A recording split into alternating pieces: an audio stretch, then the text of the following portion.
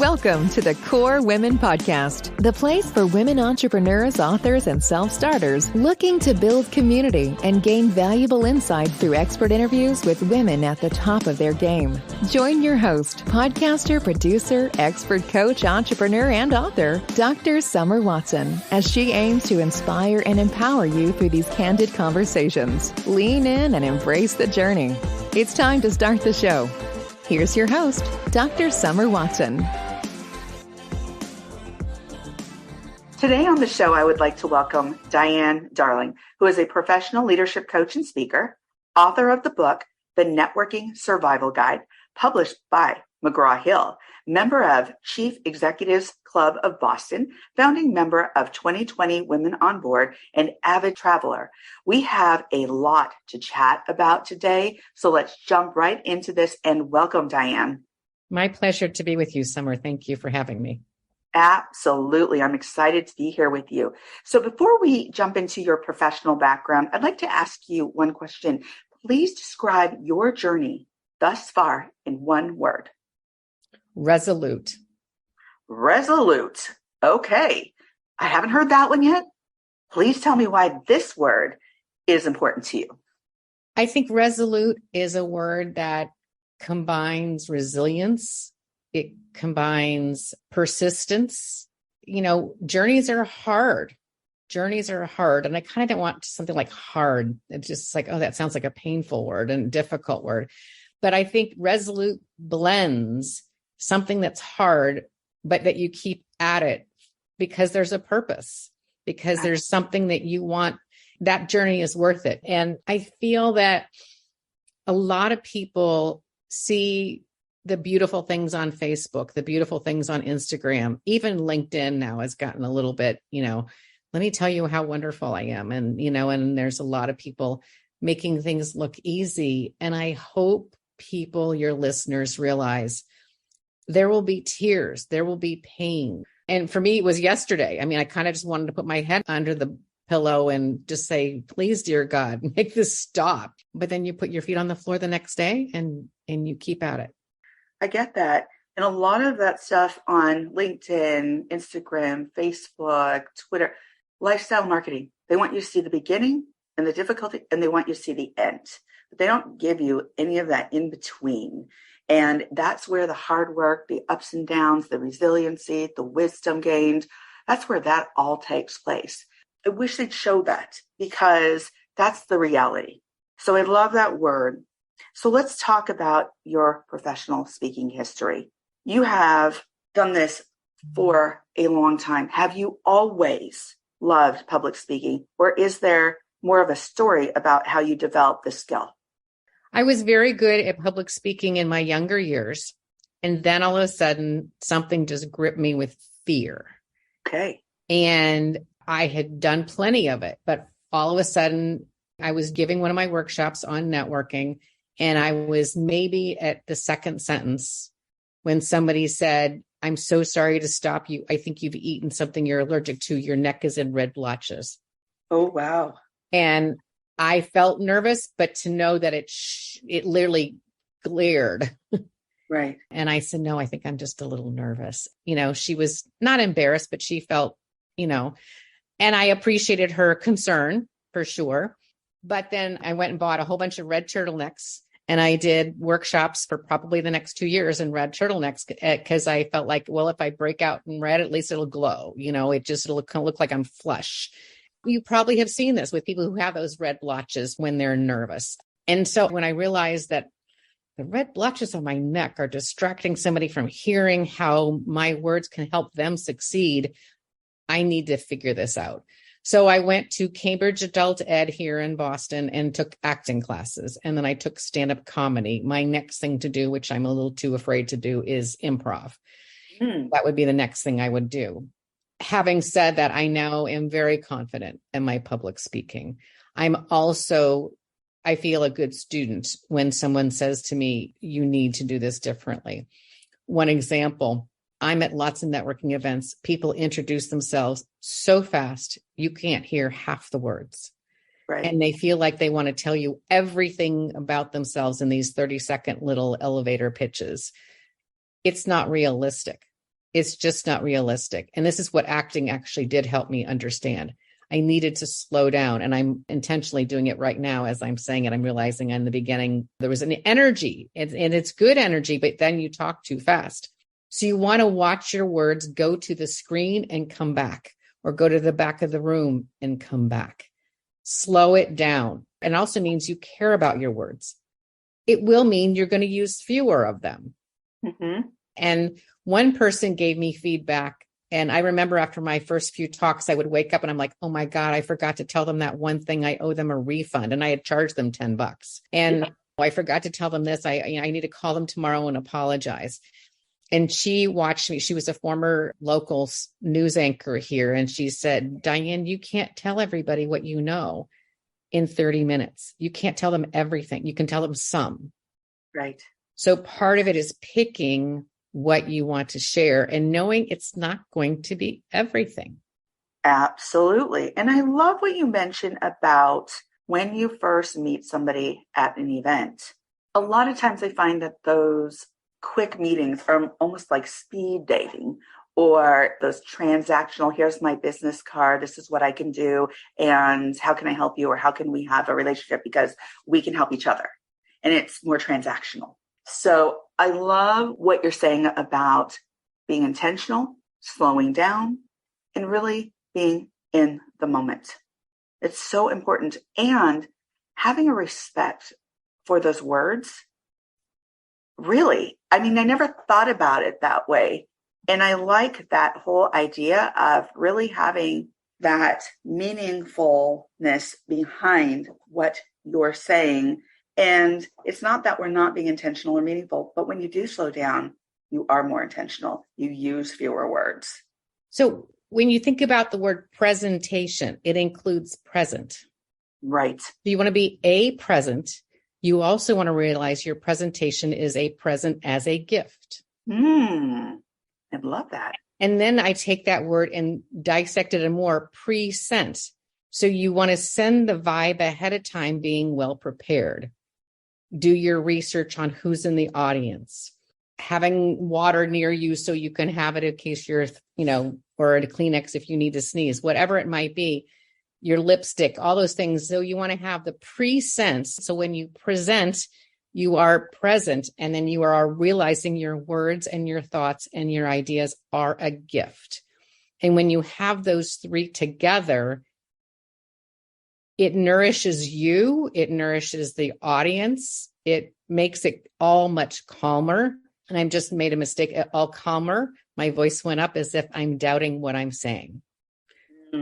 So this is where I catch myself saying, you don't want to have your words go up as if, gee, are you listening to me? Am I important enough for you? So you want to watch your words fall. So in fall, there was a fight there in that word fall. So you want to think my words are going to fall. It's a statement. Gotcha. It's a sense of confidence. You are a present, not you're a present. Right. And my mother's the first person who pointed this out to me. I was doing a job interview on a phone call back in the days when we did, phones. And she slips me a note. She goes, honey, I know who you are. I'm not sure you do. More later, love, Mom.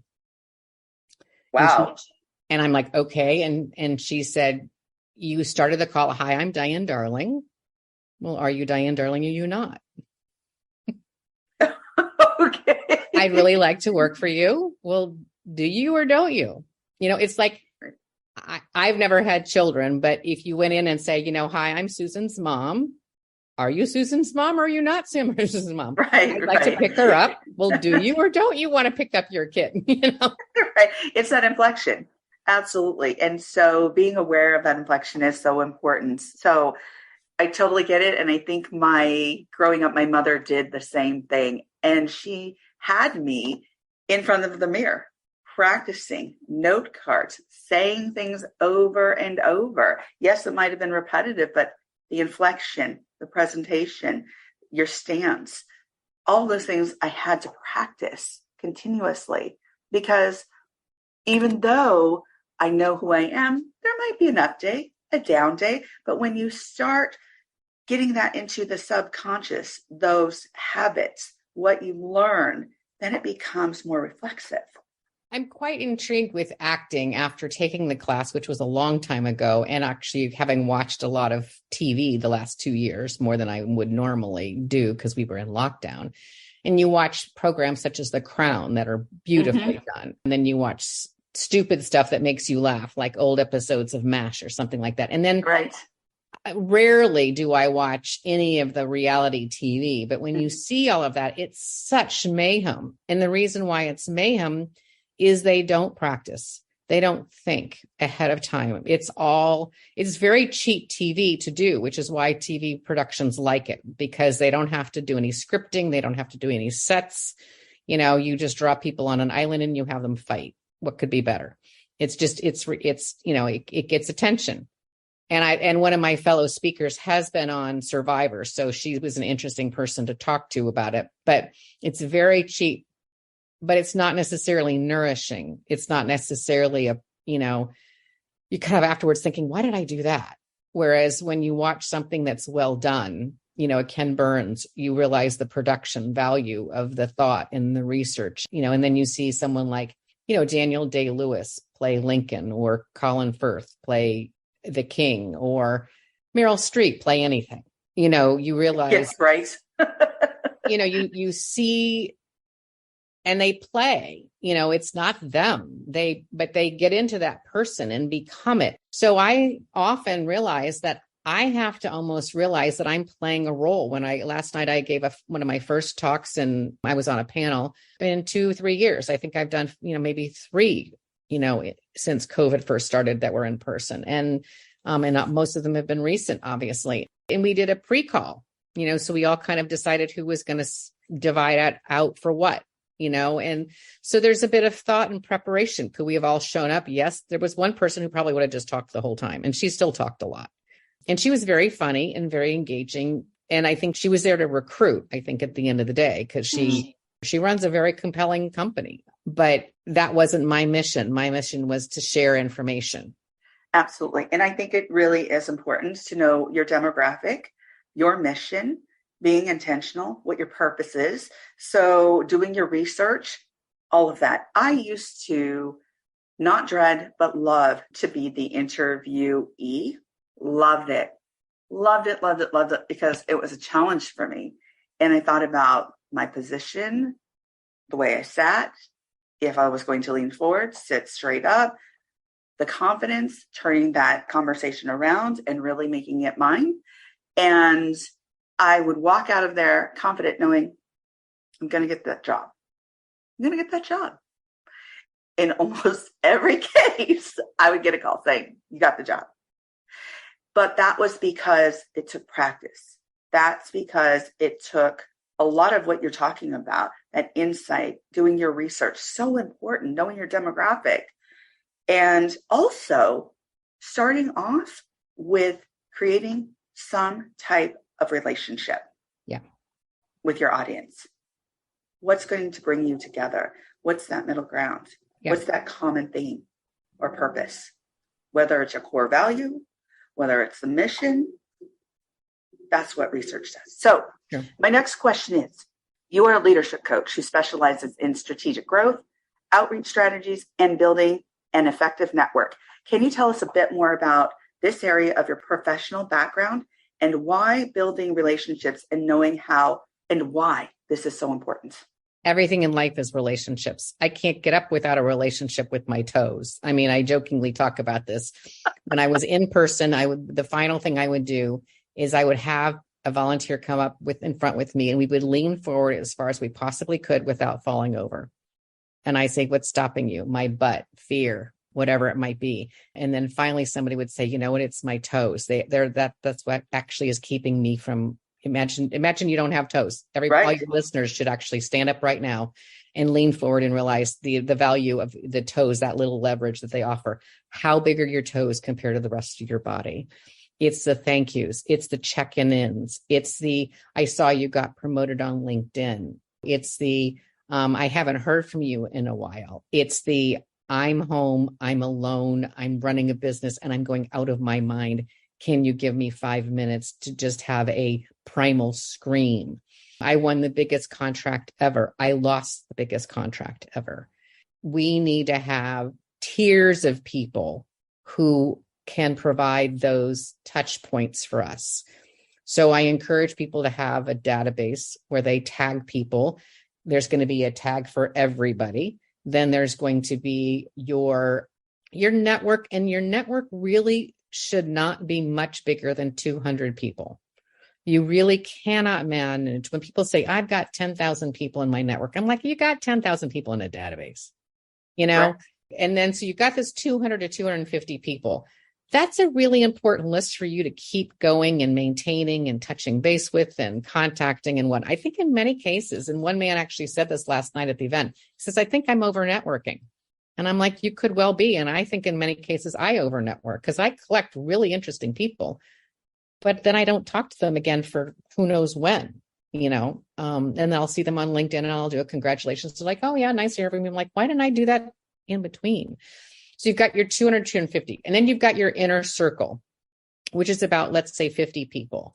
Those are the people who I have a side gig. I'm not very active in it right now, but I teach people how to watch American football. You can go to watercoolerfootball.com and it'll bounce you to a segment on CBS News where it was my idea. And unfortunately, they cut me out of the whole piece because women teaching football wasn't apparently news. But anyhow, I digress. But, I was teaching at the British consulate and I partnered with an athletic director. And my whole premise is if you can't speak sports, it's hard to network. And so it was so funny because we had 100 people there. I think we had about 10 nationalities.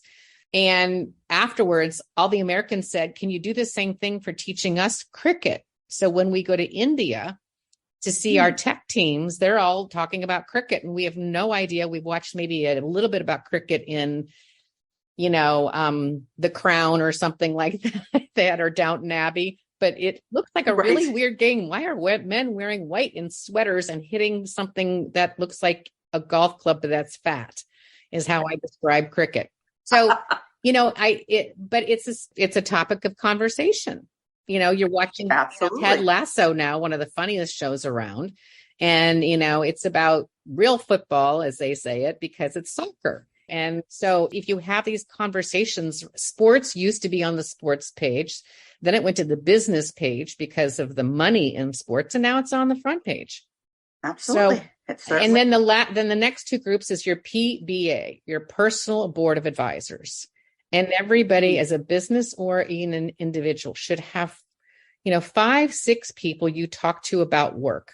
And I'm going for the biggest contract ever. Can I have you read the proposal? I'm, going to ask for a dollar amount I've never asked for before. Can you walk me through it so I don't hyperventilate? I need to let go somebody who's been with me for 10 years, but they just plagiarized and they lied. And I have to just cut this where it's going to go. And so there's that group. And then there's a last group that I call FFF, which are your friends, family, and fools. And these are people because they like you, because they have to, or they just do. And often I will get a call from somebody saying, can you coach my spouse? I want to have date night.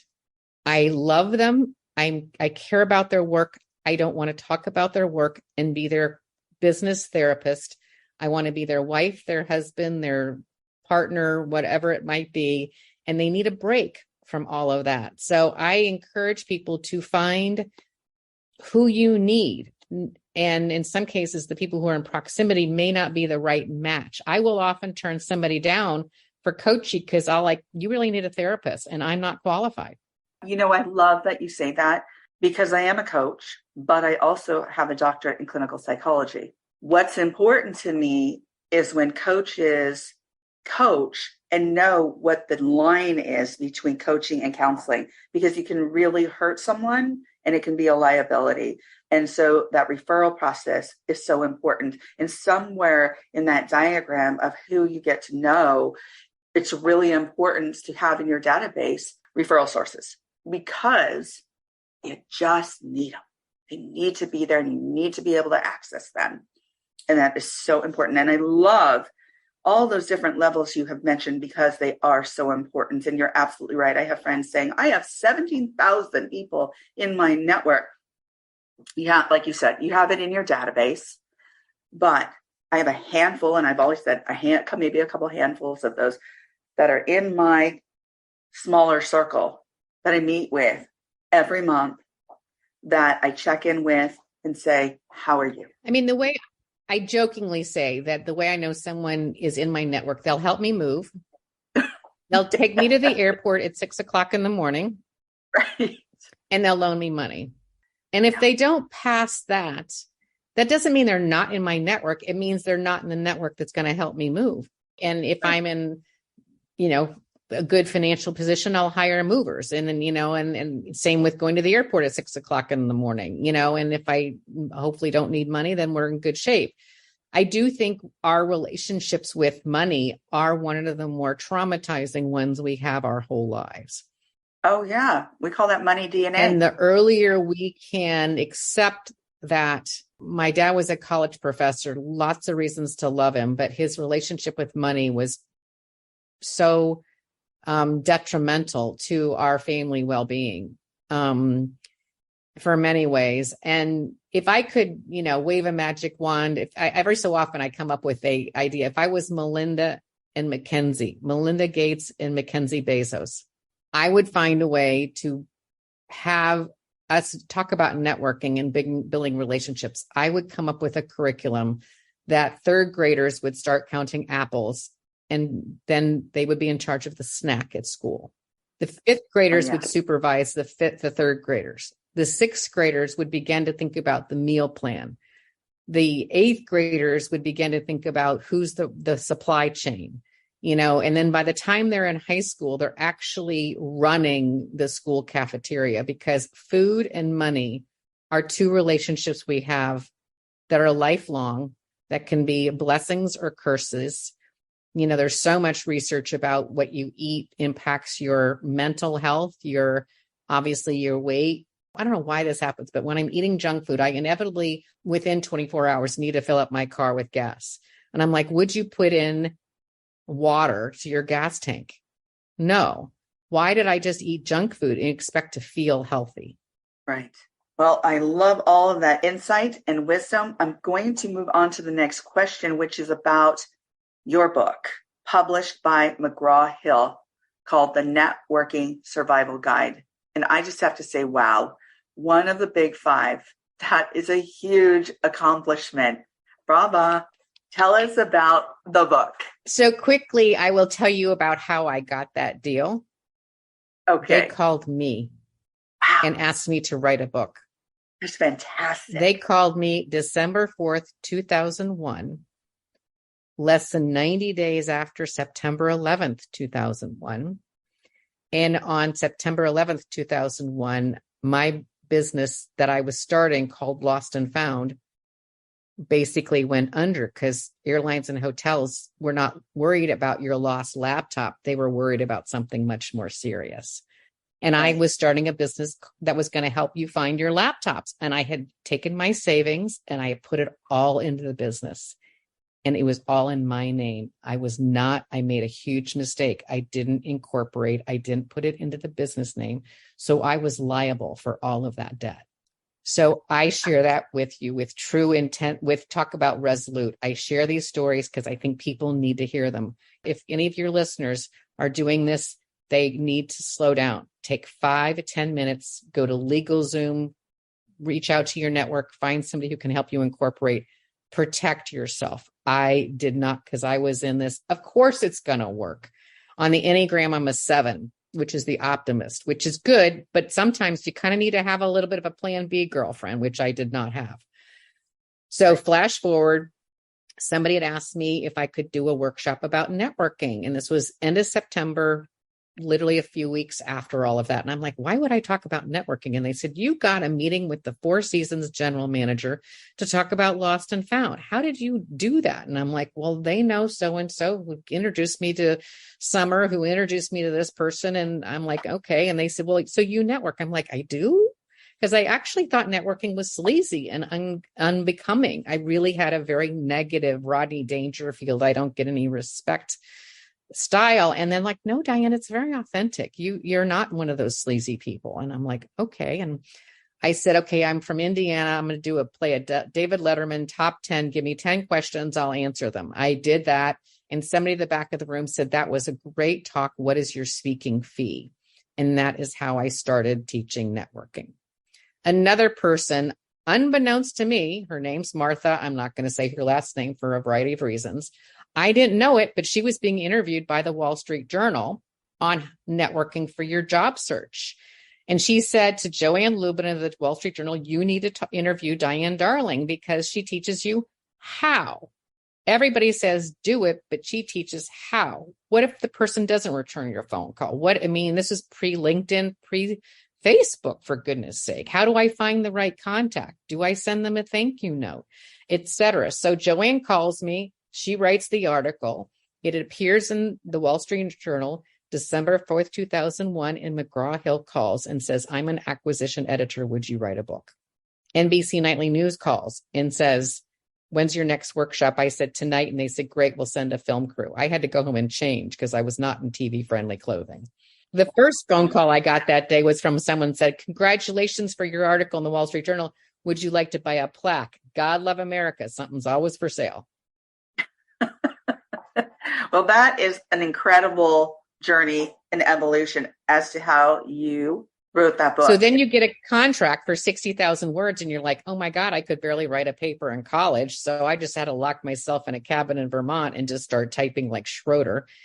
And I reworked it. At first I was like networking for jobs, networking after you move, networking for donations, networking to get sales. And I'm like, they're all the same thing. Build relationships. So I flipped it and said, build relationships. How? Dealing with rejection. How? Remembering names. How? Yeah, I love that. That free association, that analytical thinking, all of that, and bringing that title together to the Networking Survival Guide. And it's in several different countries. It has many different editions now, correct? One's got 2 editions, and then there's an ADD version of it, I jokingly called Networking for Career Success. Collectively, they're in 9 languages, and it's so bizarre when you look at a book you've written and you can't read it. Right. Well, you did it, you wrote it, and it's out there, and it's helping people, and that's what's important. So we have talked about so many different things today. You've given us so many different steps to consider, whether it's speaking, writing, interviewing, you name it. There's so much great wisdom here. But my last question is, if you were to leave the listeners with some words of wisdom, what would they be? You never know. You never know. I lost out on a speaking gig because they didn't think that I was senior enough. And it was a sting, but it was also unfortunate for the listeners because I actually ended up at this conference and they had told me that they were not going to have a keynote speaker. The keynote speaker had to drop out and my name came up, but they felt like I was too junior in that sphere, in that world. And then somebody was just like, are you kidding me? She's great. But one person saw me as great and worthy. Another person said, well, you're too junior. I haven't been a CEO of a public company. I haven't, led thousands of people. I haven't brought in millions of dollars in fundraising. I don't pretend I have. I haven't. There's no doubt about it. I just felt sad when I pieced 2 and 2 together later on and realized that was how they felt about me. And I will always be gracious and thoughtful because that's just who I am, because I will continue to encounter them. But there will also be that moment of kind of pedigree and snobbishness that I feel is unfortunate. Well, thank you, Diane, for joining me on the Core Women podcast today. It's been an absolute pleasure being here with you. My pleasure indeed. I look forward to future conversations, Summer. Thank you. You can follow Diane Darling on LinkedIn and at our website at dianedarling.com. Thank you for joining us on the Core Women podcast with Dr. Summer Watson. We're so glad you're here and would love to connect more with you. Find us on Instagram, Facebook, and YouTube at Core Women and on Twitter at Core Women 1. For more about Core Women and Dr. Watson, visit corewomen.com. Want more support and resources for amazing women like you? Great! Join Dr. Watson and Jen Fontanilla at the Life, Love, and Money Collective, a core women production that aids in understanding the key traits that might be getting in the way of living a life that you are absolutely passionate about. Connect with Summer and Jen and find out more at thelifeloveandmoney.com.